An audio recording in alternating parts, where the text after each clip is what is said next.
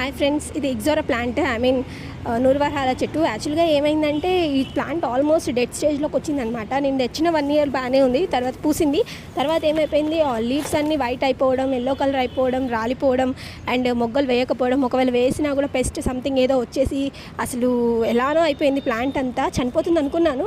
So ఏం చేశానంటే safe సైడ్గా ఒక కొమ్మ తీసి సపరేట్గా పెట్టేసుకున్నాను అనమాట.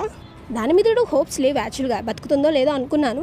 బట్ స్టిల్ ఆఫ్టర్ ఏంటంటే కిచెన్ వేస్ట్ అనేది నేను ఆటోమేటిక్గా బిన్లో ఇస్తాను జనరల్గా. ఎందుకంటే సపరేట్గా కిచెన్ వేస్ట్ కంపోస్ట్ చేయాలంటే ఏమవుతుందంటే దాంట్లో మ్యాగోట్స్ రావడము అండ్ ఆ స్మెల్లింగ్ అనేది అండ్ వాటర్ అనేది ఫ్లాట్ అవుతున్నాయి. సో అలా ఎందుకు చేయాలి అని చెప్పి నేనేం చేశాను, కిచెన్ వేస్ట్ని ఫ్రూట్స్కి సంబంధించిన వేస్ట్ని డైరెక్ట్ బిన్లోనే వేస్తూ ఉంటానన్నమాట నేను, పాట్లోనే.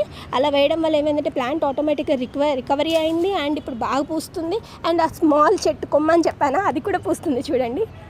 మీరు కూడా మీ దగ్గర ప్లాంట్స్ ఉంటే ఇలా ట్రై చేయండి, ఎందుకంటే స్పేర్ ప్లాంట్స్ ఉండడం మంచిదే కదా.